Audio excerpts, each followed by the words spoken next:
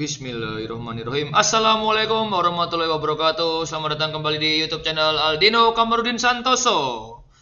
Baik, hari ini kita akan membahas konten berisik edisi spesial atau berisik aja lah, nggak apa-apa ya. Berbagi informasi sains asik. Kita akan mengulas secara sains, yaitu yang akhir-akhir ini atau kemarin baru saja viral dan langsung go internasional, yaitu ngomongin tentang pawang hujan. Nah, ini adalah salah satu profesi yang unik yang katanya cuma ada di Indonesia gitu kan. Karena kalau di luar negeri namanya berubah jadi rain shaman alias ya semacam dukun yang hujan gitu kan. Nah, ini menjadi hal yang unik karena kemarin kan kebetulan kita lagi ada event akbar internasional MotoGP gitu kan.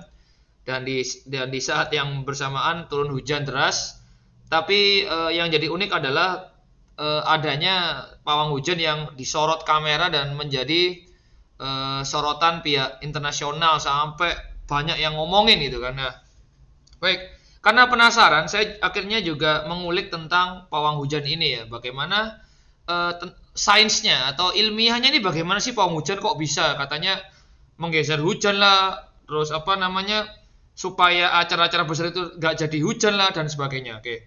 Sebelum saya membuat konten ini, saya udah diskusi dengan teman biasanya, yaitu adalah Mocil Pras.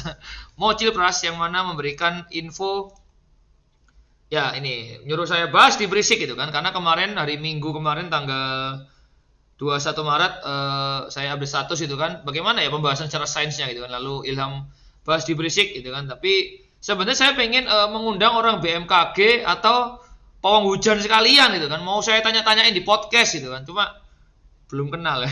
Nggak ada kontak ke sana. Moga-moga tapi siapa tahu ada subscriber atau teman-teman saya di sosmed yang punya kontaknya BMKG sama pawang hujan. Siapa tahu saya bisa wawancara gitu kan, atau take podcast gitu kan, lewat Zoom atau lewat Google Meet, atau mungkin ketemu langsung di Balikpapan ya.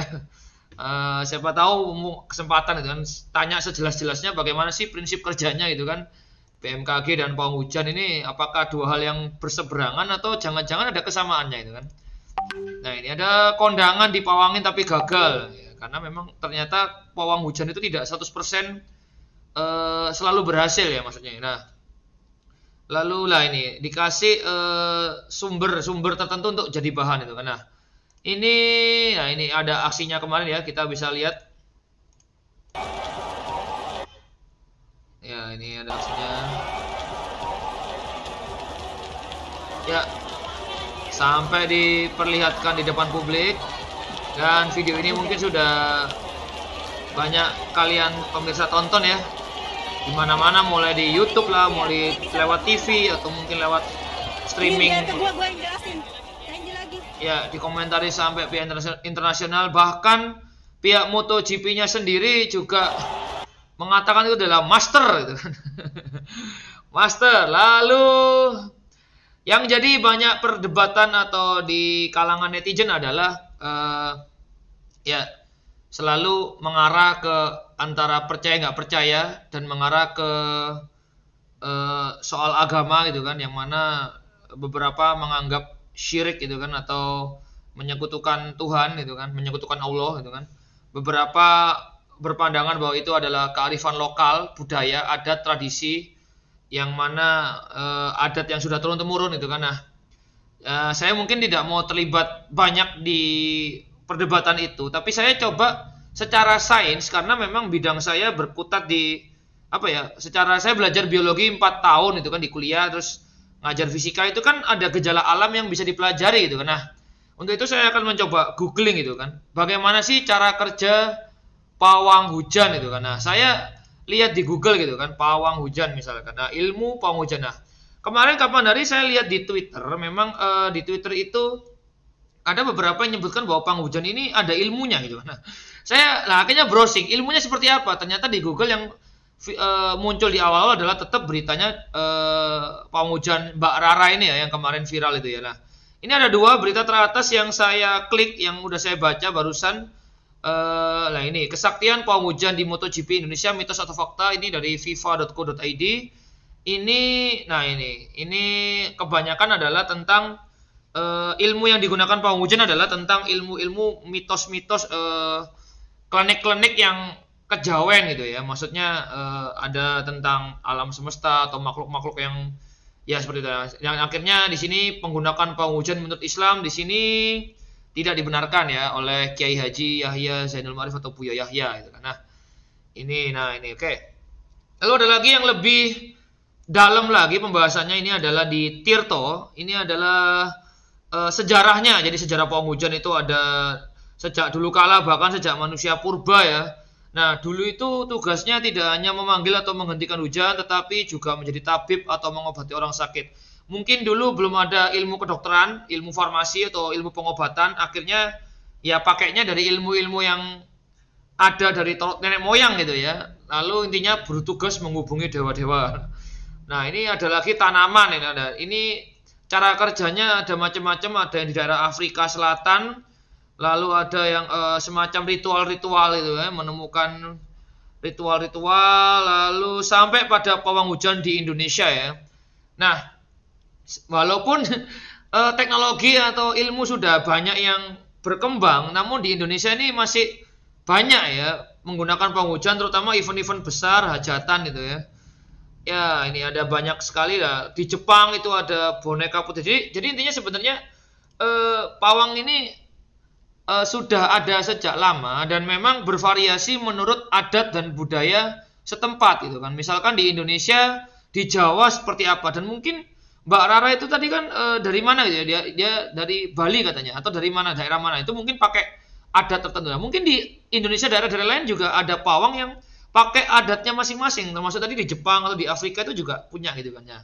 Yang artinya ini menurut sejarah juga sudah panjang ya. Jadi bukan ilmu yang baru ada akhir-akhir ini gitu kan. Jadi udah sejak panjang, walaupun memang akhirnya belum benar-benar terbukti secara ilmiah. Karena apa?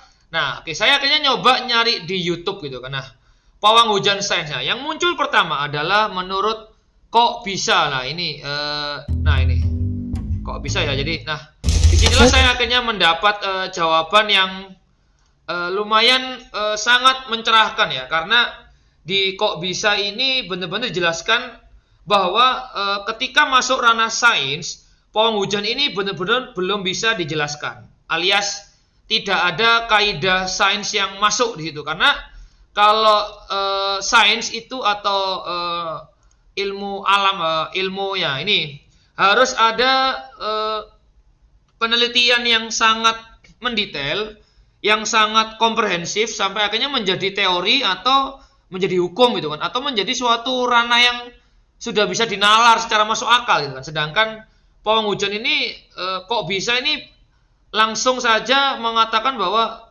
belum bisa dijelaskan secara sains, belum masuk gitu kan. Nggak tahu ya beberapa tahun lagi atau mungkin ada ilmuwan yang mempelajarinya yang sampai akhirnya bisa mempelajari dengan baik dan menemukan teorinya, mungkin siapa tahu beberapa tahun mendatang mungkin bisa, tapi sekarang ini belum. Nah, tapi apakah cuaca itu bisa dimodifikasi? Nah, kok bisa menjelaskan pula bahwa cuaca juga bisa dimodifikasi gitu kan. Buktinya apa? Di negara-negara maju ada banyak teknologi seperti tadi ya, kalau nggak salah memberikan garam pada awan, jadi pakai pesawat terbang, pakai pesawat khusus gitu kan, awannya ditaburi garam sehingga mendorong awannya semakin lembab dan lebih cepat turun hujan. Jadi nggak harus nunggu lama untuk hujan yang alami. Ternyata modifikasi juga bisa dilakukan pada cuaca. Untuk itulah maka sebenarnya di negara-negara itu ada badan meteorologi dan geofisikanya. Itu pasti ada departemen khusus yang mungkin tentang rekayasa cuaca atau ya pokoknya semacam itulah ya. Karena memang cuaca ini ketika masuk ke ranah sains teknologi itu sebenarnya juga bisa bisa diperkirakan, bisa misalkan kayak gempa itu kan bisa diperkirakan berapa nih skalanya atau kerusakannya sekian persen nih. Nah, ada alarm pengingat itu kan, sehingga menghindari kerusakan yang sangat parah gitu. Nah, sehingga di sini kok bisa langsung menjawab bahwa ya kita mungkin pawang hujan belum bisa dijelaskan secara ilmiah.